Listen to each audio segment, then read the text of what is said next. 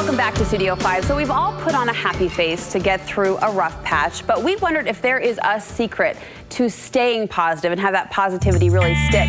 Therapist Dr. Julie Hanks is here to answer that question and to teach us how to cultivate more optimism in our own daily lives. Julie, it's always good to see you. Good to see you too. So I think one question that comes to mind when we approach this topic of optimism and thinking positively, are some people, is it just in their DNA, they just naturally are more positive? Probably, but it's really a combination of genetics, experience, and then just patterns that we develop. So everyone has the potential to be more optimistic. It's a pattern, it's a way of thinking and interpreting the world. And so we can all change. And the brain is really flexible. And even, you know, old people like me can learn. Stop. Well, you talk about the age factor, though. I've been considering this question looking at my little baby. We have the most joyful, happy baby. And I keep thinking you had to come from heaven just like this. So fair to say some people may come, though, with a little more advantage when it comes to this idea of thinking positively. Yeah, and just the chemicals in your body and how things function. And but that doesn't determine the rest of your life. And I think that's really an important message, that we can train ourselves to become more optimistic. I love how practical you're being toward this topic, too. These are get real solutions, right? Yeah. But speaking toward that training, the first step you say actually almost seems backward. You say you have to be open to pain and disappointment. Explain that strategy. Right. So sometimes optimism is misunderstood as like, look on the bright side and don't, you know, which it is, but part of that, a big part of optimism is going through your life with hope that things will get better when they're hard. Okay, so it's not that you're always experiencing happiness. It's that you always believe that things will get better when they're not very good. Even when things are hard. Right, right. So it's not denying pain, it's not minimizing difficulties, but it's going through it with purpose and hope. So you're facing those things head on then rather than avoiding. Right, right. And it's really about time traveling to the future and knowing things are going to work out. There's a quote about this you brought to our attention that you really like from a blogger who wrote about forcing yourself to really dark spots and areas of your life. Yeah, well, it says don't force yourself out of those, right? So don't pretend they're not there. Let them be dark and remind yourself that there are good spots at the end, which is what we were just talking about. Forward thinking. Right, there's a light at the end of the tunnel. And that is part of optimism. And it's there's so many benefits to it that it's really worth cultivating more of it. I like the challenge to take a mental time travel. That's a unique way to say it, but it does paint that picture of just fueling it forward. Once we've done that, we've mentally kind of shot ourselves ahead of the trial. You say there really is a strong educational opportunity to take those failures and make ourselves happier and better from them. Right. So humans make up stories. We live by stories, we make up stories that make sense.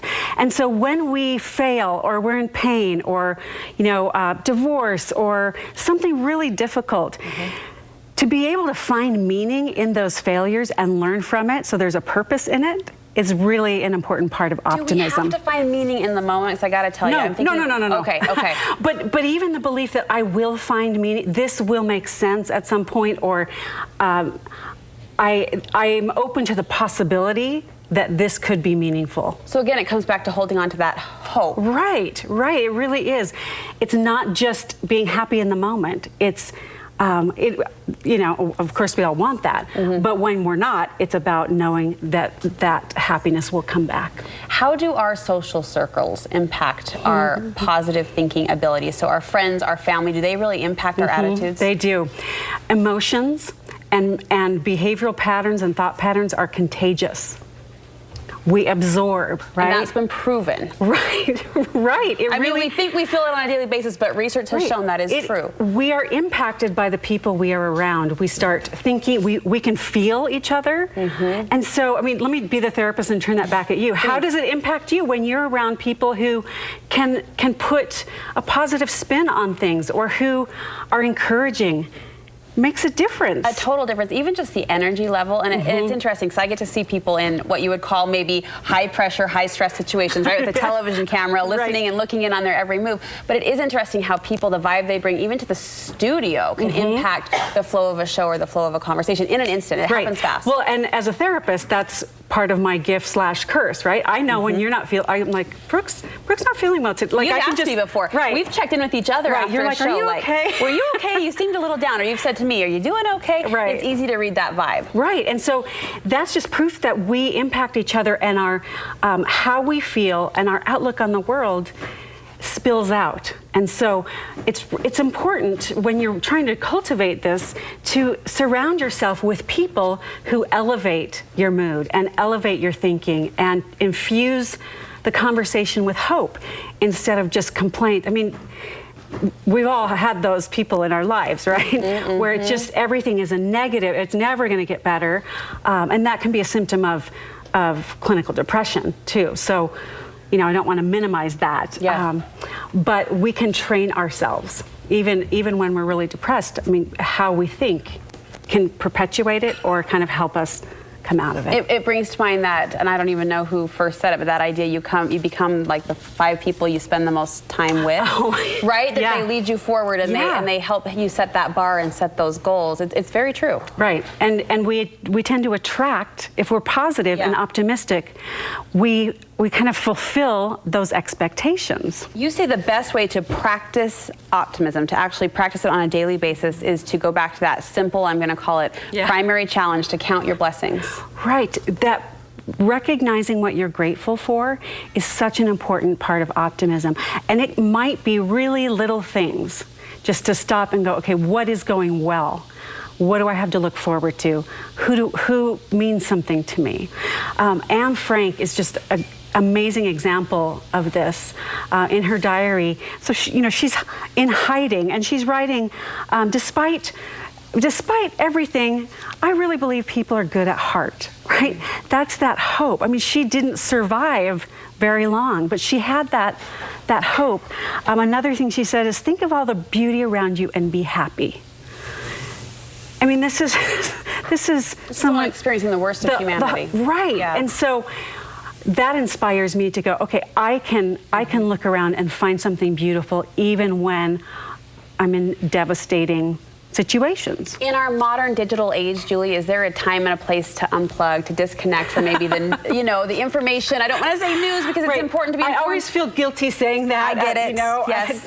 On TV, but yes, there is. I think the 24-hour news cycle and constantly being bombarded with the worst of humanity can take its toll.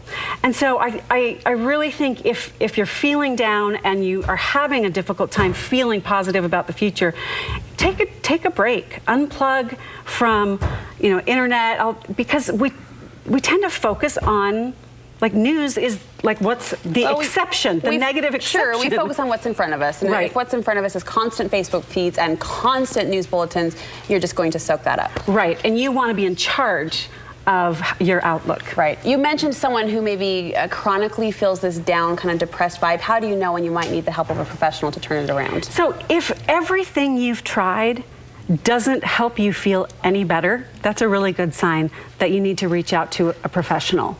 So these strategies aren't going to magically pull you out of a deep depression or cure your anxiety. And so if you've tried everything and you still have this underlying worry or concern or low moods, it never hurts to check in with a professional. All right, the professionals at Wasatch Family Therapy can always help you. We know that. Julie, thank you so much Thanks, for Brooke. the boost today.